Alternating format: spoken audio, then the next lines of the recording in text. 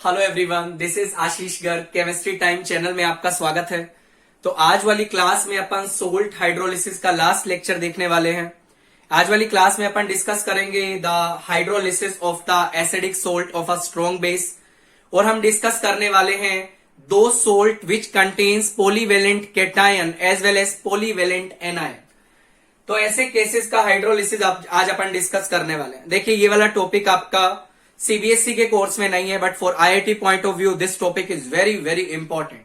पहले मैं आपको फॉर्मूला ड्राइव करना सिखाऊंगा, किस तरीके से फॉर्मूला ड्राइव हुआ। उसके बाद मैं आपको एक शॉर्टकट बताऊंगा कि किस तरीके से आपको फॉर्मूला बनाना है खुद से। राइट बेटा, सबसे पहले अपन कैटेगरी नंबर 4 डिस्कस करने वाले हैं। मेरी बात सुनिएगा ध्यान से बेटा, मेरी बात सुनिएगा। हम पढ़ने वाले हैं that is acidic salt, acidic salt of a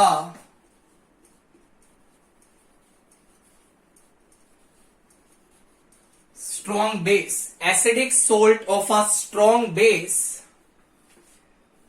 ये फॉर्मूला अपन ड्राइव करने वाले हैं बेटा। यदि स्ट्रॉन्ग बेस के साथ आपको कोई एसिडिक सोल्ट दिखाई देता है, उसका पीएच आप कैसे कैलकुलेट करेंगे वो अपन डिस्कस करते हैं। सबसे पहले बेटा आपके सामने क्वेश्चन आता है, sir what is the meaning of acidic salt. Sir acidic salt का मतलब क्या होता है? सुनिएगा बेटा, दो salt which contains acidic hydrogen, which contains acidic hydrogen are known as acidic salt। बच्चा, ऐसे सोल्ट जो एसिडिक हाइड्रोजन कंटेन किए होते हैं, ऐसे सोल्ट को आप लोग एसिडिक सोल्ट का नाम देते हैं। सर एग्जाम्पल बताइएगा। मैं आपको एक एग्जाम्पल देता हूं। मान लो बेटा H2S का आपने रिएक्शन करवाया बेटा NaOH के साथ। राइट बेटा, H2S का रिएक्शन बेटा आपने किससे करवाया? NaOH के साथ। जब NaOH बेटा H2S से रिएक्शन करेगा तो मेरी बात सुनिएगा, आपके पास क्या बनेगा? NaHS बनेगा प्लस वाटर बनेगा। राइट बेटा, ये यहां पे किसका काम कर रहा है बेटा? एसिड का काम कर रहा है। ये यहां पे किसका काम कर रहा है बेटा? बेस का काम कर रहा है। जैसा कि आप जानते हैं ये किस टाइप का बेस है? स्ट्रॉन्ग बेस है। ये बेटा क्या बना आपके पास? सोल्ट बना। और ये क्या बना आपके पास? वाटर बना। बेटा जो सोल्ट आपके पास बना, मुझे बताइए, क्या जो सोल्ट जो है आपके पास, क्या वो एक और हाइड्रोजन को लॉस कर सकता है? यस सर, बिल्कुल कर सकता है। बिकॉज जो H2S आपका होता है वो आपका एक डाइप्रोटिक एसिड होता है। ये आपका एक डाइप्रोटिक एसिड होता है। एक H+ तो इसने लॉस कर दिया। मेरी बात सुनिएगा, NaHS को यदि दोबारा आप लोग NaOH से रिएक्शन करवाते हैं तो बेटा आपके पास प्रोडक्ट क्या बनेगा? सोडियम सल्फाइड प्लस वाटर बनेगा। मैं सिर्फ ये जानना चाहता हूं, ये जो सोल्ट था बेटा, क्या इसने हाइड्रोजन लॉस किया? यस सर, इसने हाइड्रोजन लॉस किया। और ऐसे सोल्ट जो हाइड्रोजन लॉस कर सकते हैं, ऐसे सोल्ट को बेटा आप लोग क्या नाम देते हैं? एसिडिक सोल्ट का नाम देते हैं। किसका नाम देते हैं बेटा? एसिडिक सोल्ट का नाम देते हैं। मैं कुछ और एग्जांपल आपके सामने डिस्कस करता हूं। देखिएगा बेटा जरा ध्यान से। मान लो आपने बोला I have sodium hydrogen carbonate. क्या ये एक एसिडिक सोल्ट है? जैसा कि बेटा आप जानते हैं, सोडियम हाइड्रोजन कार्बोनेट का यदि आप रिएक्शन NaOH से करवाते हैं तो बेटा आपके पास बनता है Na2CO3 प्लस आपके पास बनता है बेटा वाटर। राइट बेटा, मतलब इस सोल्ट ने क्या किया बेटा? एसिडिक हाइड्रोजन लॉस किया दैट्स वाई इस सोल्ट को भी आप लोग क्या नाम देंगे बेटा, इसको भी आप लोग एसिडिक सोल्ट की कैटेगरी में रखेंगे। मान लो बेटा आपसे पूछा गया आई हैव NaH2PO4, फाइन बेटा। मुझे बोला गया इसका रिएक्शन हमने NaOH से करवाया बेटा, मेरी बात ध्यान से सुनिएगा। NaOH एसिडिक प्रोटोन निकालेगा, क्या बनाएगा, Na2HPO4 प्लस वोटर बनाएगा।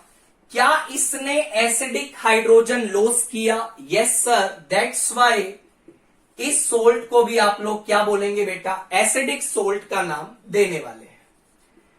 मान लो बेटा आपके सामने वो दिया गया Na2HPO4, यदि आप इसका रिएक्शन बेटा NaOH से करवाते हैं तो प्रोडक्ट क्या बनेगा, Na3PO4 बनेगा, प्लस आपके पास बेटा वोटर बनेगा। मुझे बताइए क्या इसने H प्लस लूज किया? यस सर, इसने भी H प्लस लूज किया। दैट्स वाई बेटा इसको भी एसिडिक सोल्ट की कैटेगरी में रखा जाएगा। तो ऐसे सोल्ट जो H प्लस आयन लूज कर सकते हैं बेटा, ऐसे सोल्ट को आप लोग क्या बोलते हैं, एसिडिक सोल्ट का नाम देते हैं। सर आगे कैसे करेंगे, मेरी बात सुनिएगा ध्यान से बेटा। जैसे मान लीजिए आपको कुछ और एग्जाम्पल दिए गए, जैसे मान लो मैंने आपको बोला बेटा I have NaH2PO3, I have NaH2PO2, I have Na2HPO3। मुझसे बोला गया इनमें से बताइए बेटा कौन कौन से आपके एसिडिक सोल्ट होंगे। तो मेरी बात सुनिएगा बेटा, ये आपका एक एसिडिक सोल्ट होता है बेटा। कैसे होता है मैं आपको बताऊंगा। ये बेटा आपका एसिडिक सोल्ट नहीं होता है। ऐसे गलती मत करना कि हाइड्रोजन दिखाई दे और एसिडिक सोल्ट टिक करके आ जाओ, this is very wrong concept. Hydrogen देख के बेटा एसिडिक सोल्ट टिक नहीं करना। कैसे टिक करना है मैं आपको बताऊंगा बेटा। यदि इसका बात करें, ये भी आपका एसिडिक सोल्ट नहीं है, दिस इज फाइन। सर ये बताइए हमें कैसे पता चलेगा whether it is a acidic salt और नॉट। मैं बताता हूं बेटा। मान लो यार आपको मैंने एग्जांपल दिया H3PO3। बचपन से आप लोग पढ़ते आए हैं H3PO3 बेटा एक डाइप्रोटिक एसिड होता है, मतलब ये 2H प्लस लूज कर सकता है। यदि इसके स्ट्रक्चर की मैं बात करूं बेटा, इसका स्ट्रक्चर आपको कुछ इस तरीके का दिखाई देता है। This is the structure of that is H3PO3, right बेटा। अब सुनिएगा मेरी बात। जनरली उन हाइड्रोजन्स को ज्यादा एसिडिक बोला जाता है जनरली जो ऑक्सीजन या मोर इलेक्ट्रोनेगेटिव एटम से जुड़े होते हैं। बेटा डाइप्रोटिक एसिड का मतलब है जब आप इसका NaOH से रिएक्शन करवाएंगे तो एक हाइड्रोजन आपने भगाया, क्या बना, NaH2PO3। दोबारा इसका NaOH से बेटा रिएक्शन करवाया, एक और हाइड्रोजन भगाया, Na2HPO3। सर इसका रिएक्शन दोबारा से NaOH से करवा दीजिए बेटा, ये रिएक्शन नहीं करेगा। What's the reason? Because already आपने दोनों एसिडिक प्रोटॉन्स को बेटा निकाल दिया है, राइट सर।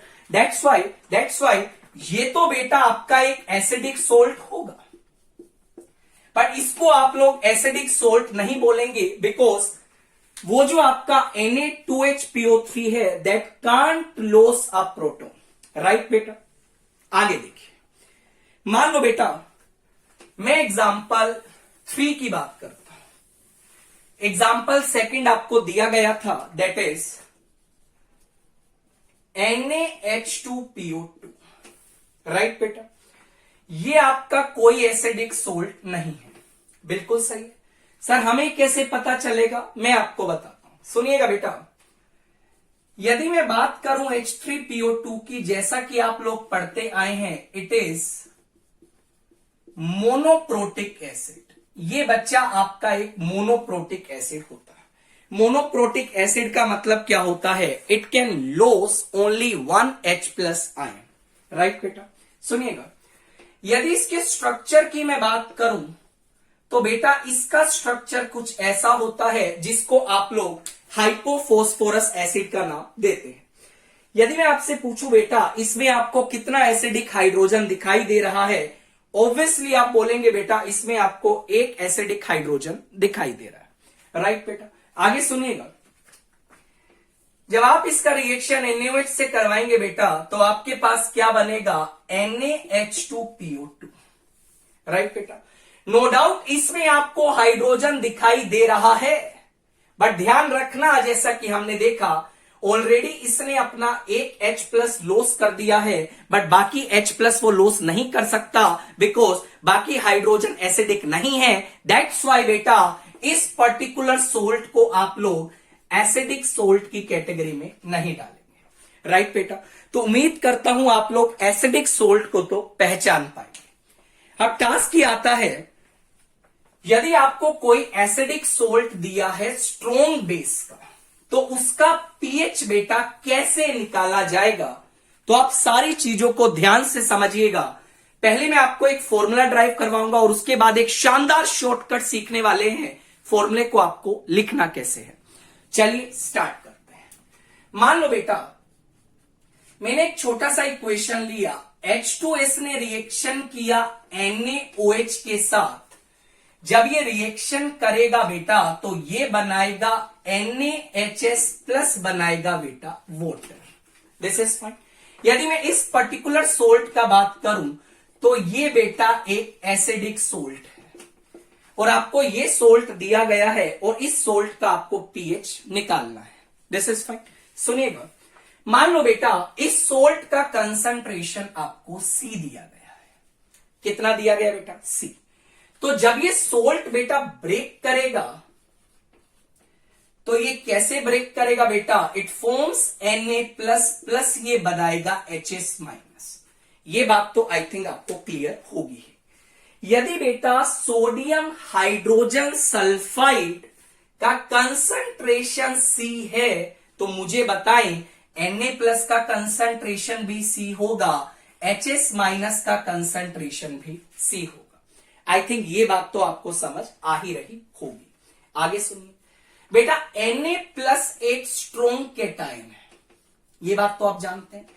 और बेटा आप जानते हैं स्ट्रॉन्ग केटायन वाटर से रिएक्शन नहीं करता, ये बेटा आपका एक वीक एनायन है। और आप ये भी जानते हैं बेटा जो वीक एनायन होता है वो आपका वाटर से रिएक्शन करता है। तो अल्टीमेटली होगा क्या? जो वीक एनायन होगा बेटा वो किससे रिएक्शन करने वाला है? वो आपका वाटर से रिएक्शन करने वाला है। वाटर से रिएक्शन करने के बाद क्या करेगा मैं आपको समझाता हूं। सुनिएगा बेटा, पहले फॉर्मूला ड्राइव करते हैं, बाद में आपको एक शॉर्टकट बता देंगे। सुनिएगा, HS माइनस है बेटा जिसका कंसंट्रेशन 0 टाइम पे C है। राइट बेटा, जब ये वाटर से जाके हाइड्रोलाइज करेगा, हाइड्रोलाइज करने के बाद बेटा क्या बनाएगा? ये बनाएगा H2S प्लस बनाएगा बेटा OH माइनस। ये बात तो आई थिंक आपको क्लियर ही होगी। राइट बेटा, 0 टाइम पे यदि ये C है तो इनका कंसंट्रेशन बेटा 0 होगा, ये बात तो क्लियर है। उसके बाद देखिए time t is equal to T, equilibrium पे क्या सिनेरियो आएगा? It will become C minus X. ये क्या बन जाएगा बेटा? C माइनस एक्स बन जाएगा। यदि ये x टूटेगा तो मुझे ये समझाइए ये कितना बनेगा बेटा? x बनेगा। ये कितना बनेगा बेटा? ये भी आपका x ही बनने वाला है। यस और नो? बहुत बढ़िया। आगे सुन, HS माइनस खुद भी डिसोसिएट कर सकता है और बनाएगा H plus plus sulphide ion. ये बेटा आपका था C माइनस एक्स। जब ये खुद टूटेगा, मान लो ये टूटा Y, यदि ये Y टूटा तो बेटा ये Y बनेगा और ये Y बनेगा। ये बात तो आपको क्लियर होगी। अब आप जानते हैं जैसा कि आप लोग इक्विलिब्रियम पढ़ते हैं, किसी एक सॉल्यूशन में एक आयन का कंसंट्रेशन कभी भी डिफरेंट नहीं हो सकता। That is the concept of simultaneous equilibrium. Right बेटा, सुनिएगा, यदि यहां पे HS minus C minus X minus Y है तो बेटा ऊपर भी HS माइनस आपको क्या लेना पड़ेगा, C minus X minus Y लेना पड़ेगा। दिस इज फाइन बेटा। सुनिएगा, I am assuming X and Y are very small with respect to C, और ये इतने छोटे हैं बेटा कि C के रिस्पेक्ट में आप इन दोनों को क्या कर सकते हैं बेटा, आसानी से नेग्लेक्ट कर सकते हैं। राइट बेटा, तो इनको आपने कर दिया बेटा कौन, इसको आपने कैंसल आउट कर दिया। उसके बाद क्या होगा, मेरी बात सुन, यहां पे आप डिफाइन करेंगे हाइड्रोलिसिस कांस्टेंट KH। राइट बेटा, KH को अपन क्या लिख सकते हैं, बहुत सिंपल तरीका है, it is nothing KW by that is nothing KA1। इसको अपन कल वाली क्लास में ऑलरेडी लिखना सीख चुके हैं। और इसको अपन कैसे डिफाइन कर सकते हैं, इसको सिंपली अपन लिख सकते हैं KA2। ये बेटा KA2 किसका है, मुझे जल्दी बताइए, ये KA2 किसका है, that is the second dissociation constant of H2S। This is fine, this is fine. उसके बाद बेटा अपन क्या करने वाले हैं, मेरी बात सुनिएगा ध्यान से। KW बाय KA1 को मैं क्या लिख सकता हूं, बहुत सिंपल है, concentration of H2S multiplied by OH minus divide bye concentration of HS minus. ये लिखा जा सकता है, बहुत आसानी से बेटा इसको अपन लिख सकते हैं। राइट बेटा, उसके बाद देखिएगा और मेरी बात ध्यान से सुनिएगा बेटा, K2 को अपन लिख सकते हैं, it is concentration of H plus multiplied by sulphide ion divide bye concentration of hydrogen sulphide. Right बेटा, मान लो बेटा ये इक्वेशन आपका 1 है, ये इक्वेशन आपका 2 है, तो अपन को करना क्या है, बहुत सिंपल है, 2 डिवाइड बाय 1 कर दीजिए। बेटा जैसे ही आप लोग 2 डिवाइड बाय 1 करेंगे तो आपके पास क्या सिचुएशन आएगा उसको समझते हैं। देखो भाई, 2 डिवाइड बाय 1 करने के बाद what is the situation that I have, it is KA2 divide by KW multiplied by KA1 that is equal to H plus multiplied by sulphide ion divide by बेटा HS माइनस मल्टीप्लाइड बाय बेटा HS minus divide by बेटा H2S multiplied by बेटा OH minus. Right बेटा, ये आपका HS minus से HS minus cancel हो जाएगा। And here we are assuming one assumption जिसको अपन न्यूमेरिकल का हेल्प से प्रूव भी कर देंगे, दैट इज सल्फाइड आयन का कंसंट्रेशन बेटा यहां पे अप्रोक्सीमेटली H2S के बराबर आता है। इस एजम्पशन को अपन प्रूव भी कर देंगे, आप चिंता मत करिए बेटा। यदि ये दोनों इक्वल हैं तो इन दोनों को भी आप काट सकते हैं। What I will get basically KA2 multiplied by KA1 divide by KW that is equal to बेटा ध्यान से सुनिएगा H plus multiplied by OH minus. Right बेटा, अब क्या करिए, इसको आप H प्लस से मल्टीप्लाई और डिवाइड कर दीजिए तो ऊपर H प्लस स्क्वायर बन जाएगा, नीचे एक H प्लस आ जाएगा। राइट बेटा, this is nothing, it is H plus का power 2 divide by KW। I think आपको ये बात बेटा समझ आ रही होगी। इस KW से बेटा ये KW कैंसल हुआ और आपको क्या मिला, H प्लस का power 2 that is equal to KA1 multiplied by KA2। Are you getting this point और नॉट? Yes sir, fine. आप क्या करिए, स्क्वायर हटाइए और इसको आप अंडर रूट भी लिख सकते हैं। तो H प्लस का वैल्यू बेटा आपके पास क्या आ गया, that is equal to under root KA1 multiplied by under root KA2। Right sir, but अपन को तो pH निकालना, तो pH के लिए क्या करेंगे, minus log to the base 10 जो कि कल वाली क्लास में हम करते आए हैं, it is minus log to the base 10 that is it is K1 multiplied by KA2 raise to the power 1/2। तो जब आप इसको सिंप्लीफाई करेंगे तो it will comes out to be pH is equal to 1/2 pKa1 plus pKa2। इस तरीका से बेटा आप लोग फॉर्मूला लगा सकते हैं। pKa1 एंड pKa2 आपको प्रोवाइड किया जाएगा और आप इस फॉर्मूला की हेल्प से डायरेक्ट क्या कर सकते हैं, क्वेश्चन को सोल्व कर। हमारा एक एसिडिक सोल्ट के लिए अपन ने फॉर्मूला ड्राइव किया that is pH is equal to 1/2 pKa1 plus pKa2। Fine बेटा। अब सर कैसे आंसर टिक करना है जो आप बार बार हमें बोल रहे हैं, शॉर्टकट सिखाएंगे शॉर्टकट सिखाएंगे, तो मेरी बात ध्यान से सुन लीजिए बेटा। आपको फॉर्मूला कैसे बनाना है मेरी बात सुन लीजिए। यदि मैं बात करूं acidic salt of a strong base, यदि बेटा आप लोग स्ट्रॉन्ग बेस के एसिडिक सोल्ट की बात करते हैं तो उन केस में जो pH आती है दैट इज इक्वल टू 1/2, ध्यान से सुनिएगा, pKa ब्रैकेट किस स्टेप में H प्लस लूज किया प्लस pKa किस स्टेप में बना, इसको बेटा समझना जरूरी है।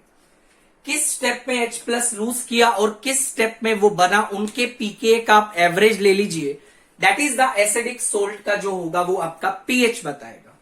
जैसे मान लो बेटा आपको बोला गया NaHS, बोला इसका अपन को pH लिखना है। सर कैसा मजाक कर रहे हो, अभी तो अपन pH लिख के हटे हैं, फिर भी मैं आपको बताता हूं। फॉर्मूला देखिए 1/2 बेटा, इसमें जो हाइड्रोजन सल्फाइड आयन है HS माइनस, मुझे ये बताइए ये किस स्टेप में बना होगा। मैं बताता हूं बेटा ये किस स्टेप में बना होगा, जब H2S ने एक H प्लस लूज किया होगा। राइट बेटा, मतलब ये कौन सा स्टेप है बेटा, फर्स्ट स्टेप है। और HS माइनस किस स्टेप में दोबारा H प्लस लूज करेगा बेटा, वो सेकंड स्टेप में H प्लस लूज करेगा। तो आपको HS माइनस के बारे में देखना है, किस स्टेप में बन रहा है, किस स्टेप में H प्लस लूज कर रहा है, उन दोनों के pKa का एवरेज आप ले लीजिएगा, दैट रिप्रेजेंट द pH। तो बेटा किस स्टेप में H प्लस लूज करेगा, सेकेंड स्टेप में, दैट इज pKa2, प्लस बेटा किस स्टेप में बना, फर्स्ट स्टेप में, दैट इज pKa1। ये आपके सामने pH का फॉर्मूला आ चुका है। सर नहीं समझ आ रहा, एक बार दोबारा बताइए सर, और एग्जाम्पल लीजिए, मैं बहुत सारे एग्जाम्पल आपके सामने दिखाता हूं। मान लो बेटा आपको बोला गया, आपको दिया गया है सोडियम हाइड्रोजन कार्बोनेट, आपको बोला गया NaH2PO4, आपको बोला गया Na2HPO4, आपको बोला गया Na2HPO3। बेटा ये चारों आपको दिए गए हैं acidic salt of a strong base, और एग्जामिनर ने आपसे पूछा कि आपको सभी सोल्ट्स के लिए pH का फॉर्मूला लिख के दिखाना। बिल्कुल सिस्टमेटिक तरीका से मूव करते हैं। तो हम जानते हैं pH जो होगा that is equal to 1/2। Right बेटा, अब सुनो, यहां पे आप देखिए एनायन क्या है, दैट इज HCO3 माइनस। बेटा ये कब बना होगा, जब H2CO3 ने H प्लस लूज किया होगा। मतलब ये कौन सा स्टेप है बेटा, पहला स्टेप है। और ये फर्दर किस स्टेप में H प्लस लूज करेगा बेटा, सेकेंड स्टेप में लूज करेगा। तो आंसर क्या आ जाएगा, pKa1 प्लस pKa2। मान लो अपन इस पे चलते हैं, ये कुछ ऐसा डिसोसिएशन है, H3PO4 बेटा बनाएगा H2PO4 माइनस, फर्दर बनाएगा HPO4 माइनस, फर्दर बनाएगा बेटा PO4 माइनस। राइट बेटा, अब आपके पास ये वाला स्पीशीज दिया है, ये किस स्टेप में बन रहा है बेटा, पहले स्टेप में बन रहा है। ये किस स्टेप में H प्लस लूज कर रहा है बेटा, सेकेंड स्टेप में लूज कर रहा है। तो आंसर pH का क्या आ जाएगा, that is 1/2 again pKa1 plus pKa2। दिमाग नहीं लगाना है, राइट सर। आगे देखिए, इसका अपन बात करते हैं। अगेन ये कैसे आया होगा, H3PO4 से आया होगा। बेटा H3PO4 ने पहले स्टेप में एक H प्लस लूज किया, क्या बनाया H2PO4 माइनस, एक और H प्लस लूज किया, एक और H प्लस लूज किया बेटा। तो ये आपका है पहला स्टेप।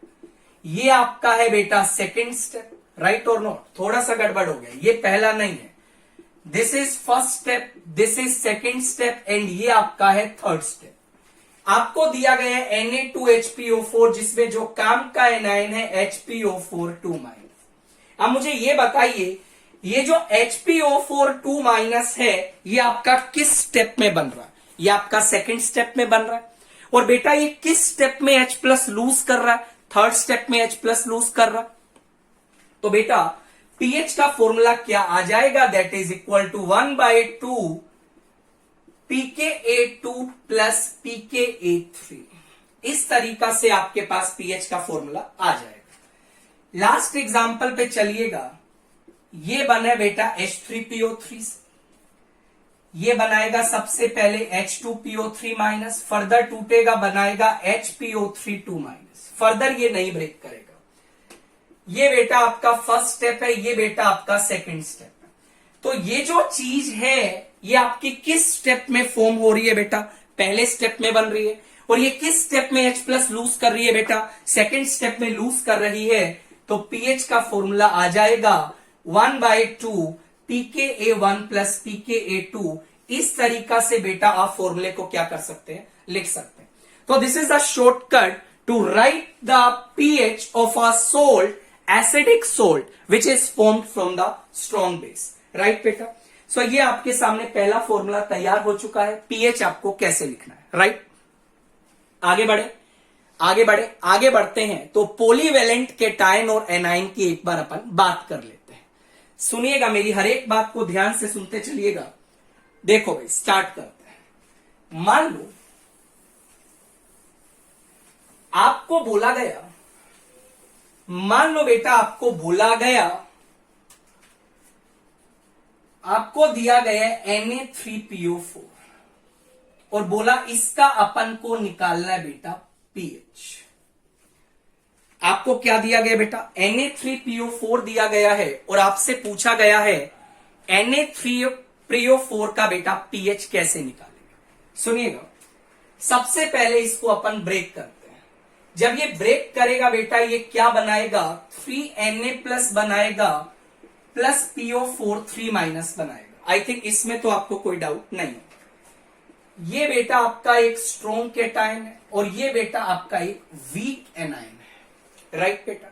पानी से रिएक्शन कौन करेगा बेटा? स्ट्रॉन्ग तो नहीं करेगा, जो वीक एनायन होगा वो आपका किससे रिएक्शन करेगा? वाटर से रिएक्शन करने वाला है।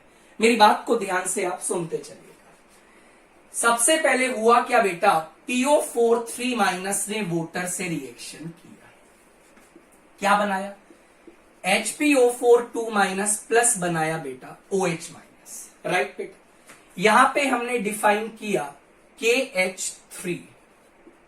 क्या डिफाइन किया बेटा? KH3 डिफाइन किया, राइट सर? क्या डिफाइन किया बेटा? जल्दी बोलो बेटा, क्या डिफाइन किया हमने यहां पे? That is not KH3, it will be KH1 because first step की बात हो रही है बेटा।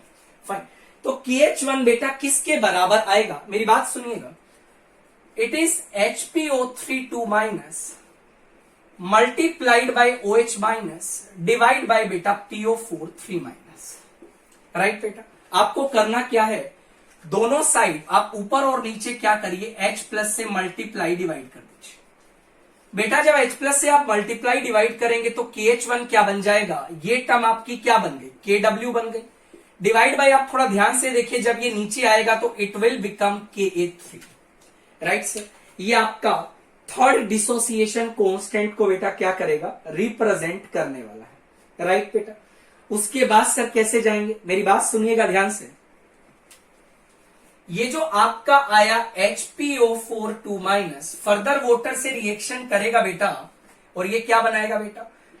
H2PO4 प्लस OH- बनाएगा। इस स्टेप के लिए आप KH2 डिफाइन करेंगे, दैट इज KW/Ka2, राइट बेटा?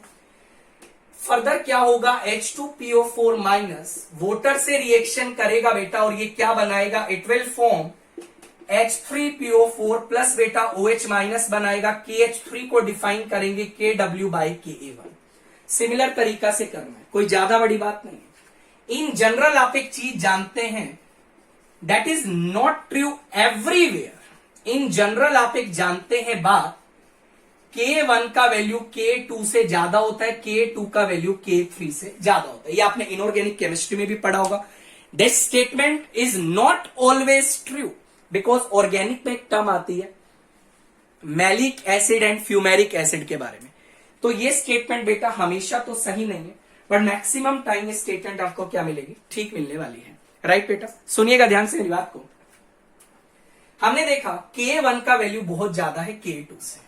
यदि बेटा K1 का वैल्यू बहुत ज्यादा है तो KH3 का वैल्यू क्या होगा, बहुत कम होगा। यदि Ka1 greater than Ka2 greater than Ka3 है तो आई कैन राइट बेटा वन थिंग, KH3 का वैल्यू सबसे कम होगा KH2 और KH1 बेटा सबसे ज्यादा होगा। और मेरी बात सुनिएगा, KH3 इतना कम होता है कि आप इस पूरे स्टेप को नेग्लेक्ट कर देते हैं। KH2 इतना कम होता है, आप इस पूरे स्टेप को नेग्लेक्ट कर देते हैं, और आपके पास बेटा जो खाली स्टेप बनता है वो आपका पहला स्टेप बनता है, that is corresponding to KH1। Right बेटा, मतलब एनायन का हाइड्रोलिसिस हो रहा है, और एनायन का जब हाइड्रोलिसिस होता है उसके लिए पीएच का फॉर्मूला कल वाली क्लास में पढ़ाए थे, 1/2 pKw plus pKa plus log C। अब आपके सामने सवाल है, ये जो pKa लिखा है ये आप कौन सा लेंगे, वो आप Ka1 लेंगे, Ka2 लेंगे, Ka3 लेंगे। बेटा फर्स्ट स्टेप में नोटिस करिए ये कौन सा Ka आ रहा है, 3 आ रहा है, तो फॉर्मूले में बन जाएगा it is 1/2 pKw plus pK3। ये आपका बेटा फॉर्मूला तैयार हो चुका है, a salt which contains polyvalent anion. Right बेटा, तो इस तरीका से आप लोग इसका पीएच भी कैलकुलेट कर सकते हैं, कोई दिक्कत नहीं है, बहुत सिंपल टास्क है। एक्चुअली हुआ क्या, K1 का वैल्यू K2 और K3 से ज्यादा होता है, तो इसके कॉरेस्पॉन्डिंग आपने देखा जो KH3 होगा वो सबसे कम होगा, और KH3 इतना कम होता है बेटा आप इस पूरे स्टेप को नेग्लेक्ट कर देते हैं, इस स्टेप को भी नेग्लेक्ट कर देते हैं।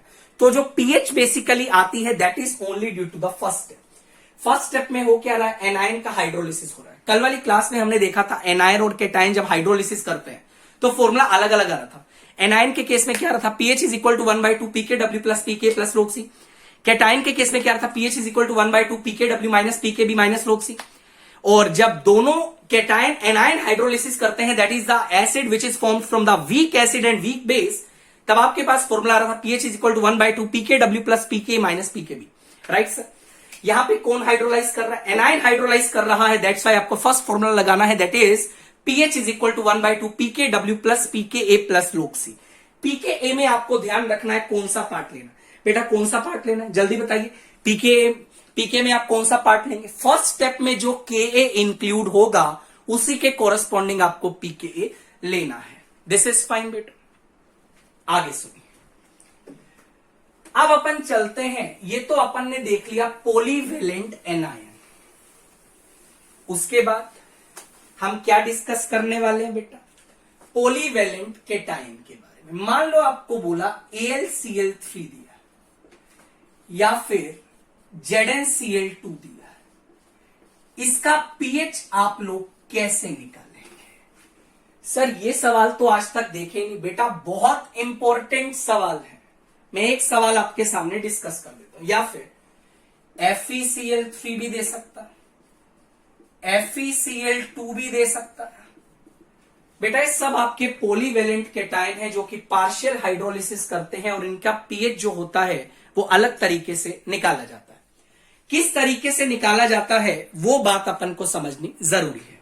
मेरी बात सुनिएगा ध्यान से, हर एक चीज को ध्यान से सुनते चलिएगा। मान लो बेटा हमने ZnCl2 का बात किया, ठीक है बेटा, और मान लो इसका कंसंट्रेशन आपने C ले लिया, जब ये सोल्ट ब्रेक करेगा it forms Zn2 plus 2Cl minus, if this is C then this is also C, this is 2C। कोई दिक्कत, फाइन। ये बेटा आपका एक वीक केटायन है, ये आपका बेटा एक स्ट्रॉन्ग एनायन है, और आप जानते हैं ये वाटर से रिएक्शन नहीं करेगा। वाटर से रिएक्शन खाली कौन करेगा बेटा, वाटर से रिएक्शन कौन करता है, वीक केटायन और वीक एनायन ही बेटा वाटर से क्या करते हैं, रिएक्शन करते हैं। बहुत सिंपल है, सुनो। Zn2 प्लस बेटा वोटर से रिएक्शन किया, पहले स्टेप में देखिए क्या होगा, ये क्या बनाएगा ZnOH, चार्ज बचेगा +1 प्लस आएगा बेटा H प्लस, ये पहला स्टेप है। इसके लिए आप डिफाइन करेंगे बेटा KH1 का value that is equal to KW/KB2। जैसा कि हमने एनायन के केस में देखा था Ka3 आया था या Ka2 आएगा, तो यहां पे यदि देखें कैटायन के केस में क्या आएगा बेटा Kb2 आएगा। उसके बाद ZnOH this is positive, water से रिएक्शन फर्दर करेगा और क्या बनाएगा, this is ZnOH whole twice plus बनाएगा H प्लस, KH2 आप क्या लिखेंगे KW/KB1। इसको आप डिफाइन भी कर सकते हैं, KB1 KB2 कैसे आए, ये आप एक प्रीवियस लेक्चर देख लीजिएगा तो आप इस तरीके से इसको लिख सकते हैं, राइट बेटा। जैसा कि आप जानते हैं KB1 का वैल्यू KB2 से बहुत ज्यादा होता है, जैसे K1 का वैल्यू Ka2 से क्या होता है, ज्यादा होता है। सिमिलरली KB1 का वैल्यू KB2 से बहुत ज्यादा होता है। यदि KB1 का वैल्यू KB2 से ज्यादा होता है तो आई कैन से जो KH2 का वैल्यू होगा वो KH1 से क्या होगा, कम होगा। और यदि KH2 का वैल्यू बेटा कम है तो आप इस स्टेप को बेटा क्या कर देते हैं, नेग्लेक्ट कर देते हैं, और जो pH आती है that is only due to the first step, right sir. अब फर्स्ट स्टेप में क्या हो रहा है बेटा, कैटायन हाइड्रोलाइज कर रहा है। कौन हाइड्रोलाइज कर रहा है, कैटायन, फाइन बेटा। अब जब बेटा कैटायन हाइड्रोलाइज करेगा तो आपके पास pH का फॉर्मूला क्या होता है, मैं आपको याद करवा देता हूं।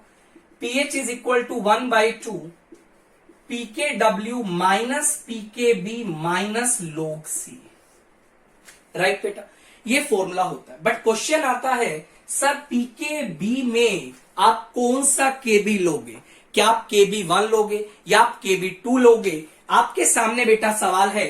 फर्स्ट स्टेप में कौन सा Kb इंक्लूड हो रहा है, दैट इज Kb2, तो what is the answer, it will become Kb2। तो ये आपका बेटा जिंक क्लोराइड का pH निकालने का फॉर्मूला आपके सामने आ चुका है। मान लो बेटा आपसे पूछा आपके पास एल्यूमिनियम क्लोराइड है, उसका pH का आपको फॉर्मूला लिखना है, सुनिएगा ध्यान से। आई हैव AlCl3 और इसका फॉर्मूला अपन को लिखना है, तो pH किसके बराबर रहेगा, कैटायन हाइड्रोलाइज करेगा pKw minus pKb minus log C, ये तो आपका बेटा फॉर्मूला आ गया, कोई दिक्कत। अब दिमाग में सवाल आता है सर pKb में क्या लोगे बेटा, pKb में जो आएगा pKb3 आएगा, that is the highest value of Kb। Kb के लिए जो मैक्सिमम आप Kb लिख सकते हैं that is Kb1 Kb2 Kb3, तो Kb का ये जो मैक्सिमम ये जो नंबर आने वाला है वो आप यहां पे डिफाइन करेंगे, राइट। मान लो बेटा आपको बोला गया FeCl2 के लिए pH का फॉर्मूला लिखो, it is 1/2 pKw minus pKb2 minus log C। तो बेटा इस तरीका से आप लोग क्या करेंगे, फॉर्मूला को डिफाइन कर सकते हैं। और यहां पे आज हमारा सोल्ट हाइड्रोलिसिस खत्म होता है, जो कि आपका जैम IIT और इससे आप नेट गेट के सारे सवाल लगाइएगा, आपके मैक्सिमम क्वेश्चन लग जाएंगे। नेक्स्ट क्लास में हम मिलने वाले हैं सोल्ट हाइड्रोलिसिस के ऊपर क्वेश्चंस कैसे आते हैं उनका अपन डिस्कस करने वाले हैं। सो उम्मीद करता हूं आपको वीडियो काफी अच्छा लगा होगा। वीडियो अच्छा लगा तो चैनल को लाइक करिएगा, सब्सक्राइब करना मत भूलिएगा, दोस्तों के बीच में शेयर करिएगा। आप लोग अपना ध्यान रखिएगा बेटा, टेक केयर, बाय।